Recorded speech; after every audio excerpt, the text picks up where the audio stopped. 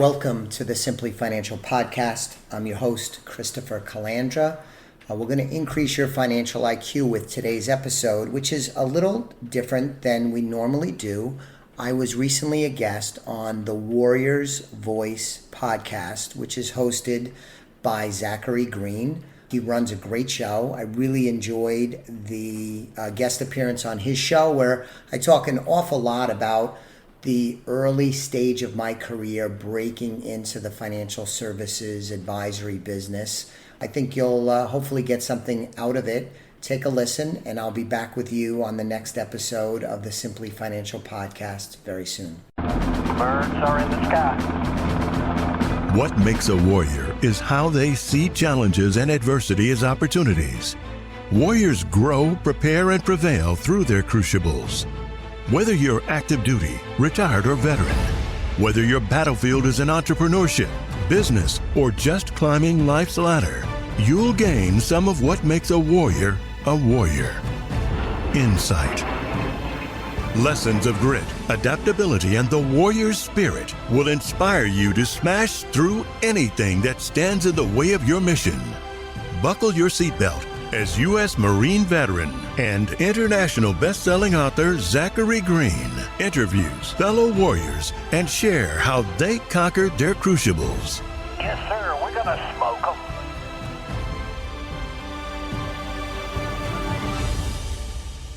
Good to see everybody. It's Zachary Green here on our latest episode of Warrior's Voice. I'm really excited to interview our fellow warrior, entrepreneur, and fellow podcast host, Mr. Christopher Calandra. Am I saying that right? Calandra. No, you were close. Damn it. I was close. But Christopher's got a neat story. I had a chance to be on his podcast, so we're kind of switching things up again. But Christopher, welcome. Thank you for having me. Having listened to your show, which is great, I'm a little humbled. Some of the guests you've had on, especially some of the super impressive military folks, I am humbled because I'm always in awe of our men and women in the armed forces. So this is going to be a great experience. I'm looking forward to it. Well, I appreciate you sharing that. And I want you to know that we get a lot of people that want to be on this show, and we choose and screen for a very specific reason. And that is we want to see, and we only want to talk to warriors. We think a lot as warriors as the, knights in shining armor, or the Spartans, or a lot of the time people we interview are active duty or combat wounded veterans. But a warrior is somebody that engages in struggle and conflict and gets stronger as a result of it. I think some of the strongest warriors we've had on the show has not been Navy SEALs or Army Rangers, but that mom that's working two jobs that's just trying to make ends meet. And Chris, you've got a pretty incredible warrior story yourself, and I'd love to hear a little bit about it. First of all, tell us about your background, where you grew up, and kind of how your journey took you to what you're doing right now. Yeah, so I was born and I consider raised in New York City. I was born in Brooklyn, New York, raised in Staten Island. Midway through high school, my family moved to Connecticut as part of my father's corporate relocation. And so I graduated high school in Connecticut, and I went to, Western Connecticut State University, not a long way from Ivy League, but I worked a lot through school and graduated and entered into the financial planning, investment management field, which is a tough field to get into, Zach, at any time, but especially when you're young. You're dumb, you have no experience. I remember vividly trying to figure out how I can tie a tie so that I could actually go to work. I realize people don't wear ties that much anymore, but tough industry. In your training class, young graduates that wanted to embark on the career, I mean, the dropout rate was 80-90% because it is a field where you don't collect a salary usually, and that's true today. It's mostly generating income from landing clients, begin managing money. So when you're starting out, you don't have much of an advantage. And so it takes some time to build it up. And fortunately, the first warrior example would be toughing out those early years where I worked incredibly hard, long hours, really learned my craft, learned how to be a business person, gain experience with not only meeting and speaking with folks, but also the craft of investment management, financial planning. But those years were very lean, not a lot of monetary reward. On the other side of that, though, are some really, really great advantages to the business. And I've been blessed to participate in those, but in the early going, incredibly tough. Well, let's back up and talk about that. First of all, Yeah. you graduate from college, you've got literally the whole world at your fingertips. You can go in almost any direction, from backpacking through Europe to being a ski bum to working for the big, companies down there on Wall Street, to you name it. What prompted you, and what was it that drew you to this business? Because I know I was in your shape too. I started out in financial planning, and it was straight commission, where most of my buddies were out there with a very steady job, steady paycheck.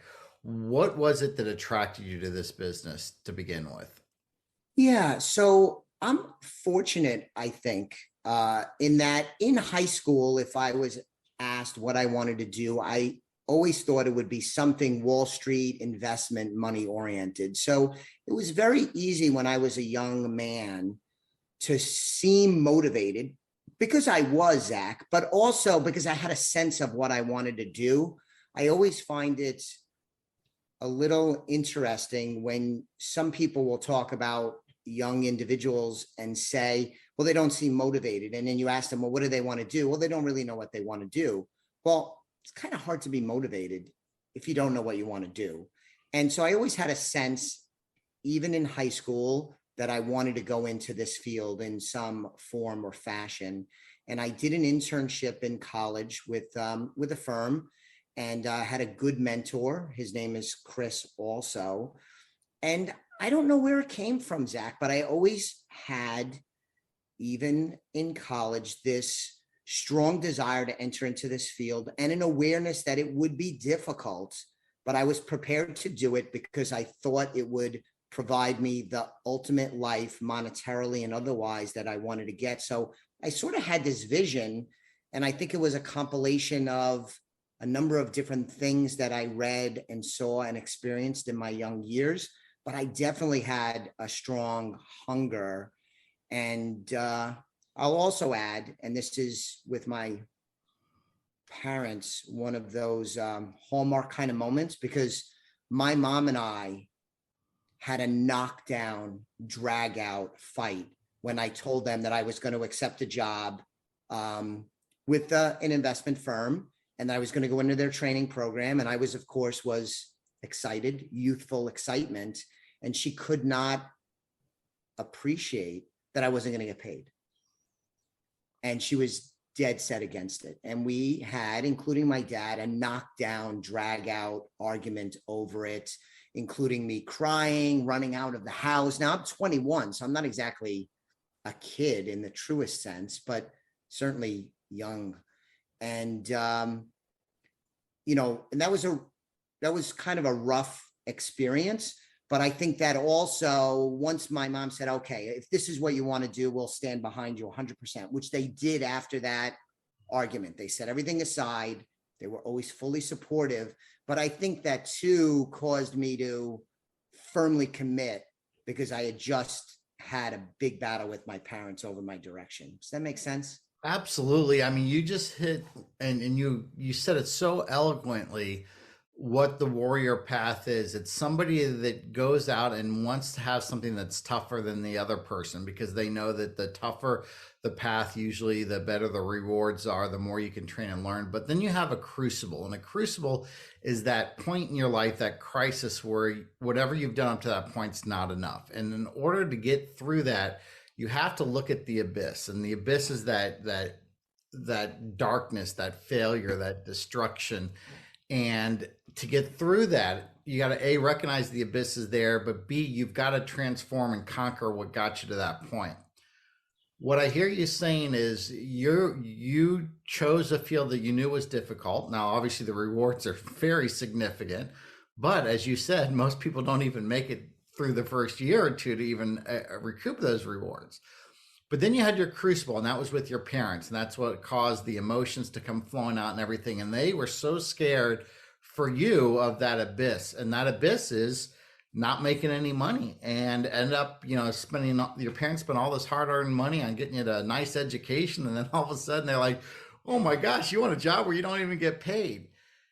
That was enough for you to recognize and honor that the abyss is there, which is not getting paid and potentially losing your job, and to conquer what got you there and to transform. And you did that because you said, you know what, I went through that difficulty. We had that big argument with my family.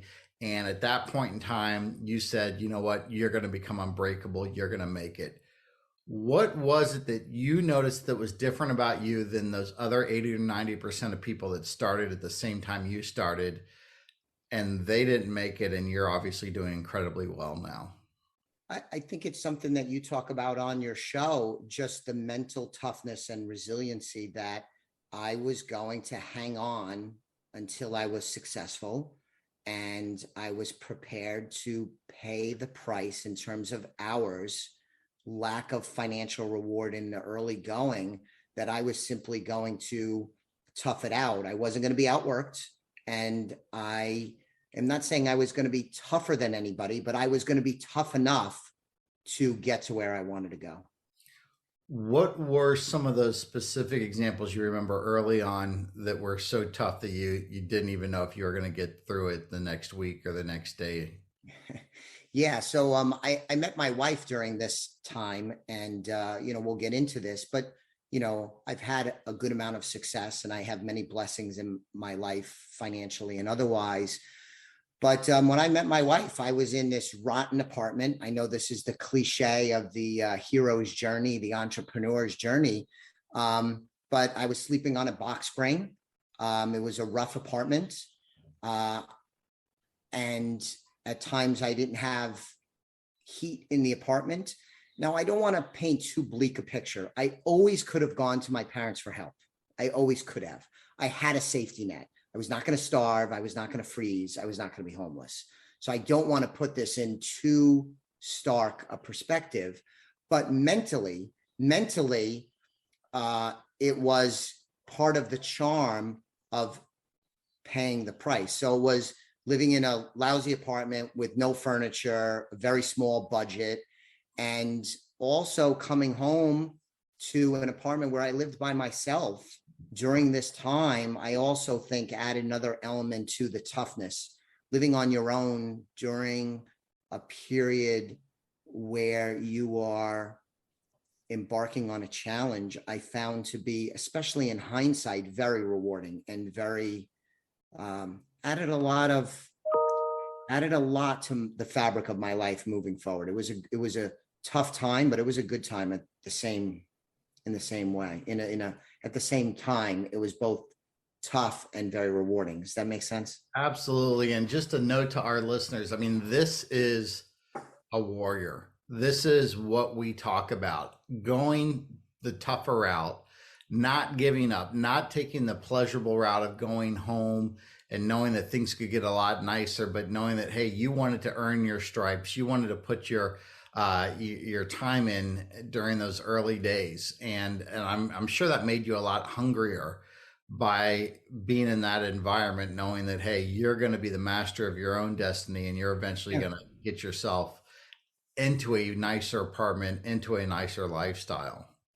Yes. And I think too, I graduated college in 1992.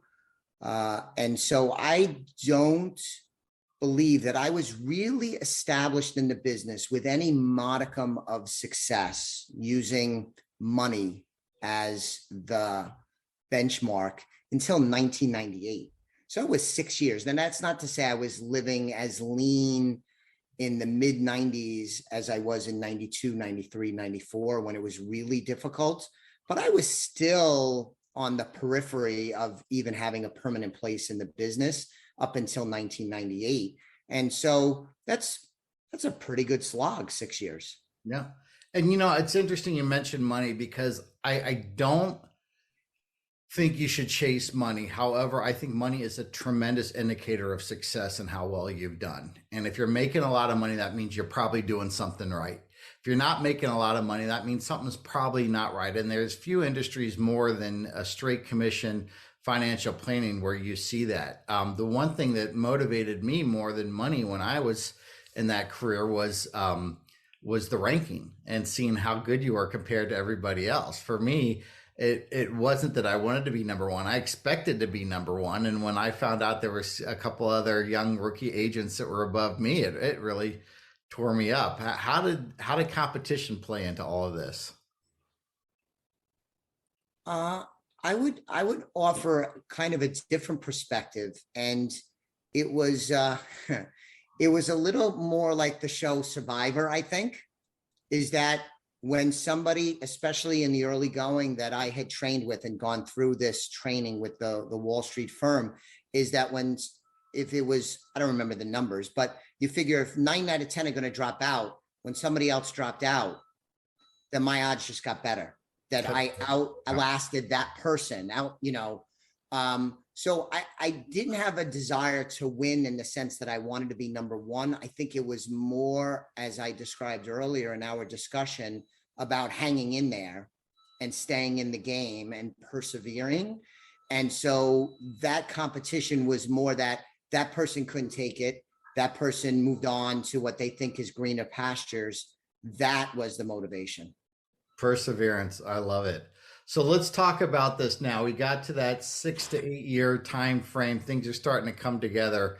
Talk to me a little bit more of what that experience was like at that point in time. Now that so over that 6 stripes. years, so over that 6 years, as I mentioned, worked incredibly hard and really improved my craft.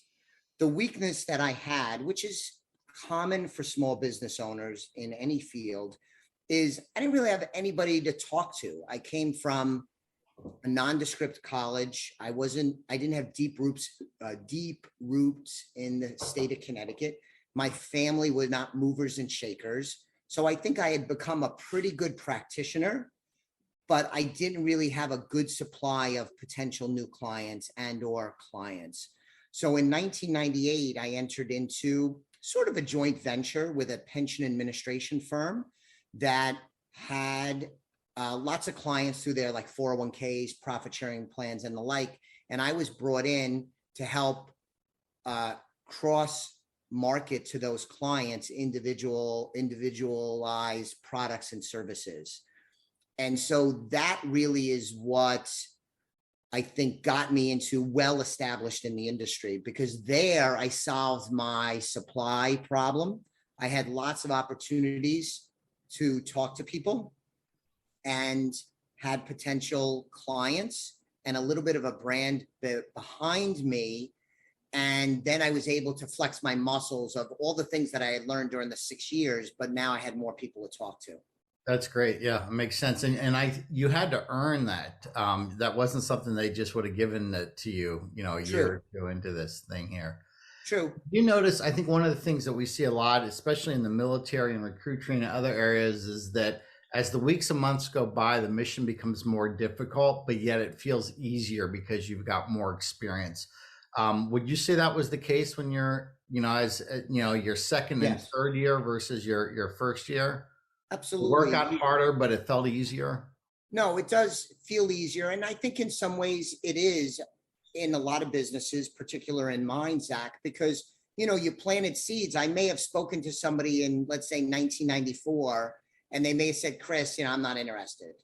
But then by 1998, maybe something happened in their lives, or maybe they view me differently or whatever. So you plant these seeds with people over the years, and then sometimes you don't harvest those seeds until much, much later. So longevity in the business world creates its own success because you come in contact with people.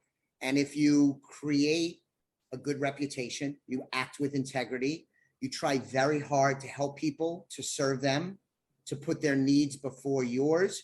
If you do that consistently over time, some things happen later on where it seems easy. I had an experience, Zach, where someone reached out to me not too long ago and became a client of my firm. But this is something that goes back 12, 15 years. Wow. And now it seems easy. They just called up and said, Chris, I need your help. I'm ready to hire you. Yeah, that seems easy. But 15 years ago was a long time ago. Yeah, that's great. One last couple questions here. If you could go back and talk to your younger self, what would you say to yourself?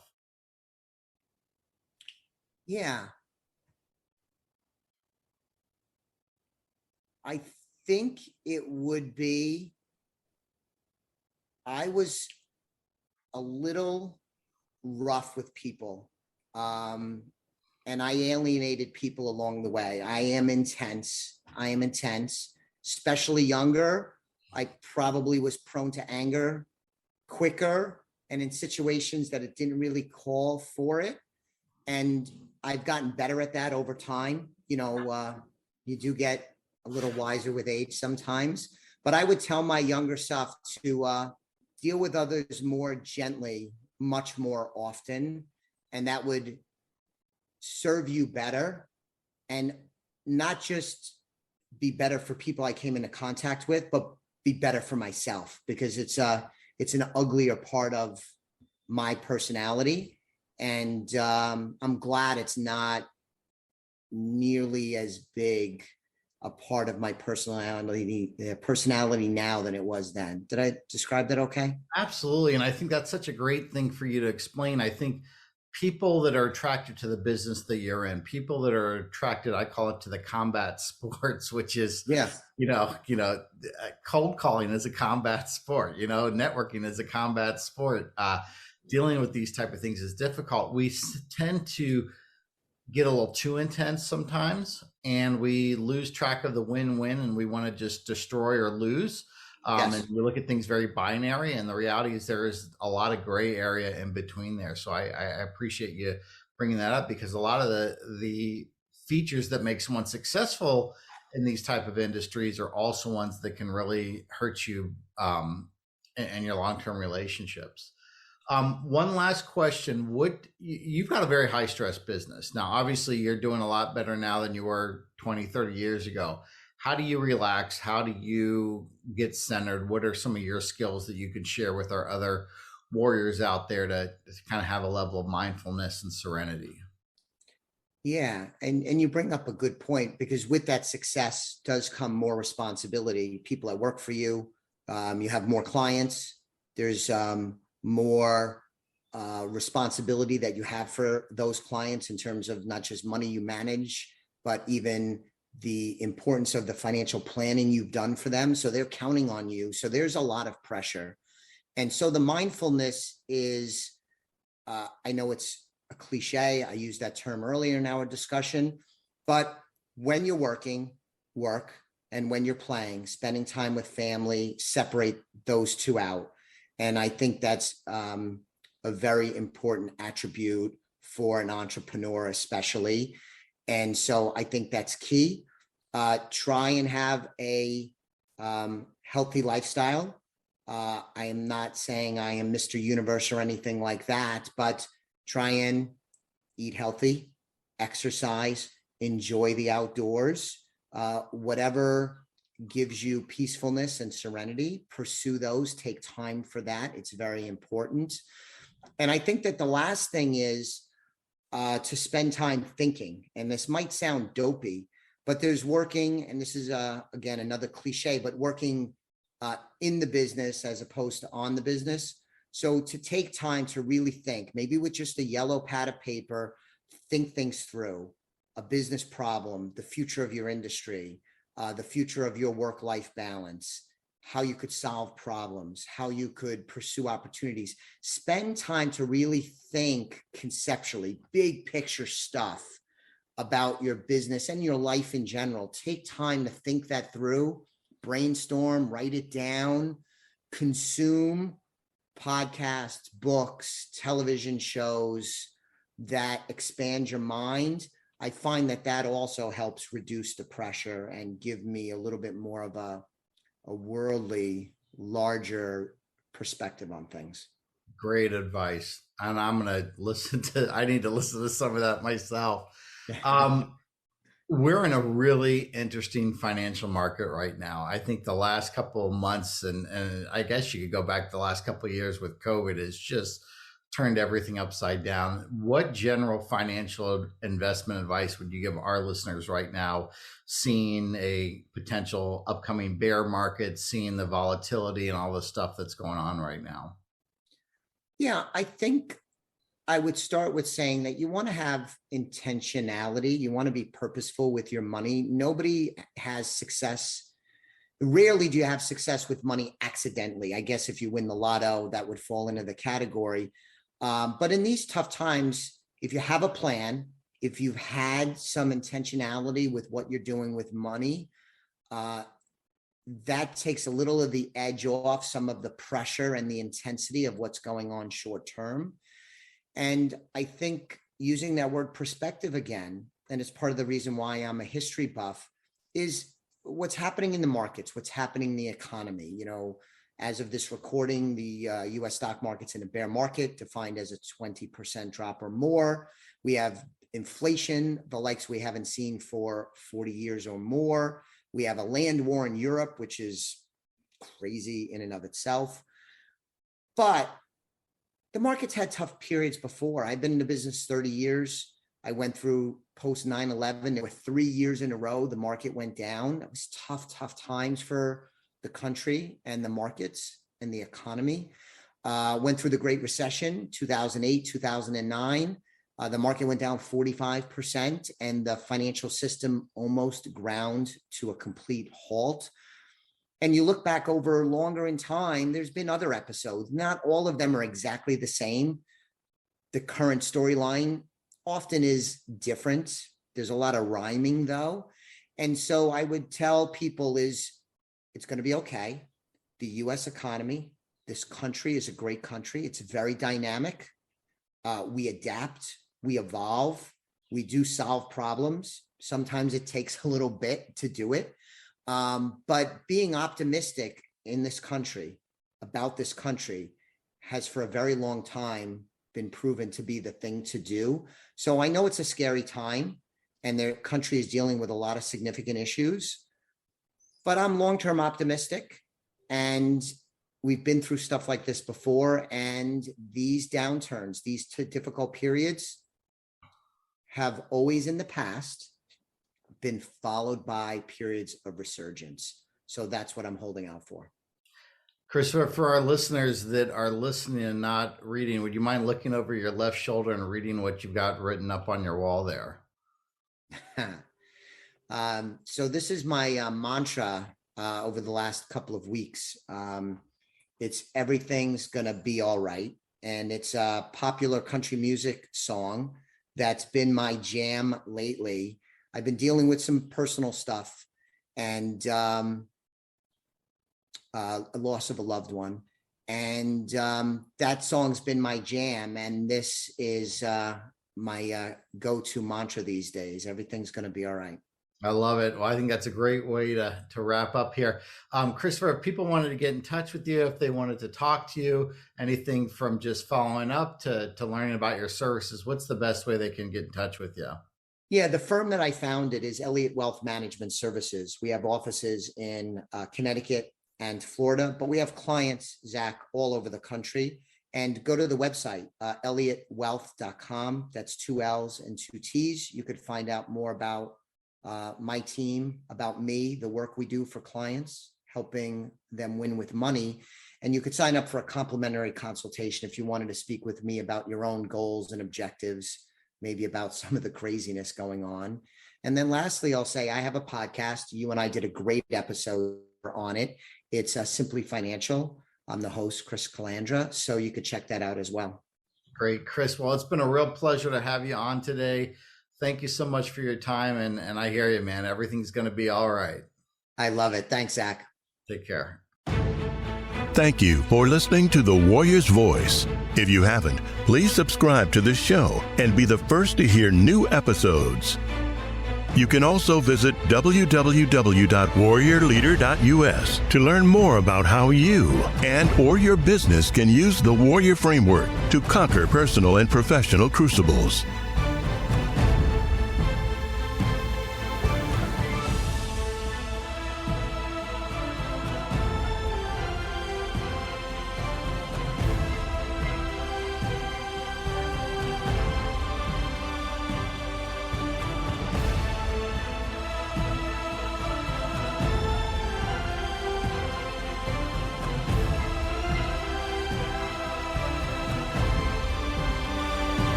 The views expressed are not necessarily the opinion of SagePoint Financial Incorporated and should not be construed directly or indirectly as an offer to buy or sell any securities mentioned herein.